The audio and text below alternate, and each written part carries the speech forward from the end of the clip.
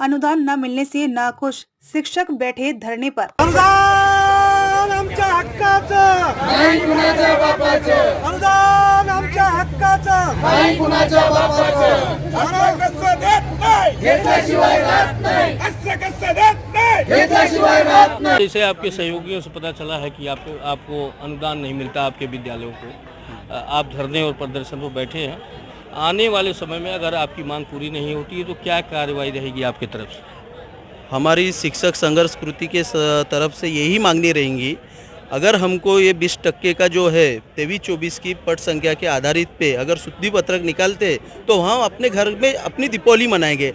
अगर ये 2-3 दिन में 10 तारीख की दीपावली है, अगर 10 तारीख की दीपावली तक भी अगर हमारा प्रश्न नहीं मिटा तो हम यहाँ पे पूरी दीपावली, हम काली दीपावली यहीं पे मनाएंगे।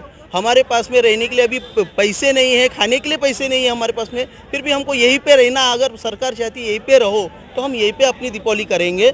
बस इतना ही माँ बाप सरकार को बोलना है कि हमारा अंत मत देखो। हम बहुत 15-20 सालों से हम निष्ठ सेवा कर रहे हैं, अभी हमारा अंत मत देखो, हमें 20% का अनुदान का GR दे दो, बस यही मैं बोलना चाहता हूँ।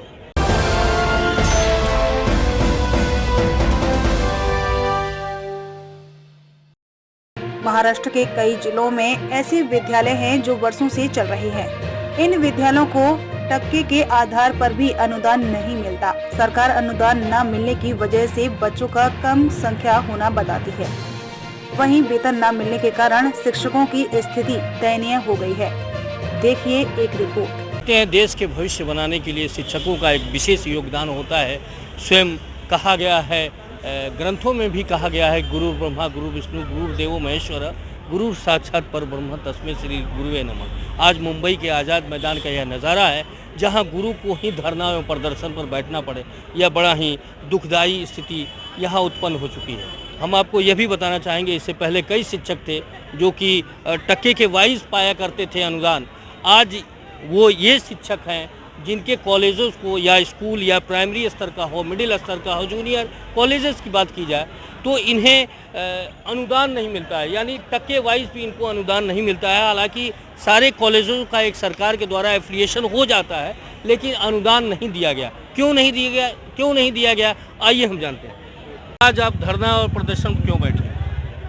6 फरवरी 2023 को जो शासन निर्णय निर्गमित हुआ उसमें जो लास्ट ईयर रहता है 10th स्कूल या प्राइमरी में 7th का, तो उसमें 30 बच्चे की जो कंडीशन है टर्म, तो वही 1 बच्चा 2 बच्चा जो कम है, इसीलिए शासन ने हमें अनुदान देने से वंचित रखा है। हमारी शासन से विनती है कि ये जांच कार्ड शिथिल करके हमें अनुदान दिए और जो पुणे स्तर पर जो स्कूल है उसे अनुदान से घोषित करें। सर, जैसा कि आपके सहयोगी ने बताया, पट संख्या कम थी जिस वजह से अनुदान नहीं मिल सका हमें। तो प्राय यह देखा जाता है व्यावसायिक शिक्षकों का यह हाल होता है, जहां पट संख्या की कमी होने की वजह से अनुदान नहीं मिलता है। लेकिन जो जनरल शिक्षण की व्यवस्था की जाती है, साइंस हो, मैथ हो, इंग्लिश हो, सारी चीज़ें, तो इन विषयों में इस तरीके की बात को देखना कि हाँ बच्चे नहीं हैं इस वजह से अनुदान न मिले, ये कैसा लग रहा है आपको? मैं महाराष्ट्र सरकार से विनती करता हूँ कि ये जो आज़ाद मैदान पे तुम्हारे माध्यम से मैं सरकार को ये विनती कर रहा हूँ कि हमारी जो मांगे हैं, हमारी मांगे ये है कि हमारी जो लास्ट जो स्कूल रहता है, तो वो लास्ट जो स्कूल रहता है उसमें जो 30 ऐसे स्टूडेंट जो है वो कम होने की वजह से, हमारी पट संख्या कम होने की वजह से हमारा जो 20% अनुदान है वो 20% अनुदान हमारे को शासन ने नहीं दिया। और दूसरी मांग है हमारी कि पुणे स्तर पे जो कुछ स्कूल है उसको भी शासन ने अनुदान देना चाहिए। अगर ये नहीं हुआ तो मैं तुम्हारे माध्यम से, मीडिया के माध्यम से ये कहना चाहता हूँ शासन को कि इनके जो घर है वो पूरे टीचरों के घर उद्ध्वस्त होने वाले हैं। और सर, मैं आपको ये विनती करता हूँ, अगर तुम पूरे टीचर के चेहरे पे अगर देखें तो कोई इसमें ऐसा तुम्हारे को दिखाई नहीं देगा कि जिसकी उम्र 30 साल की है।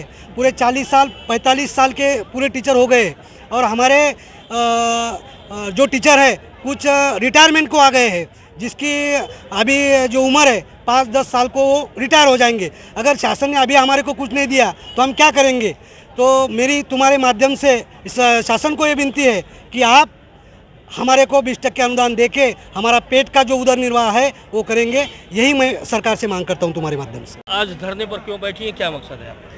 22-23च्या संच मान्यतेनुसार आमच्या शाळेमध्ये म्हणजे इथे जे शिक्षक आहेत किंवा महाराष्ट्रात अशा काही शाळा राहिल्या आहेत की त्यांच्या 22-23च्या संच मान्यतेनुसार पट नव्हता, म्हणजे शेवटच्या वर्गाचा. पण आता आमच्या 23-24ची जर संच मान्यता लवकरात लवकर झाली तर आमचा पट आहे.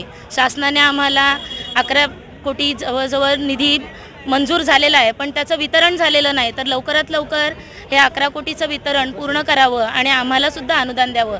आज 15-16 वर्ष काम केले लोकांनी आणि 20% सुद्धा अनुदान नाही.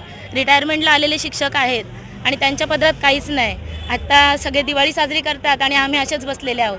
तरी शासनाने आमचा विचार करावा आणि आम्हाला लवकरात लवकर अनुदान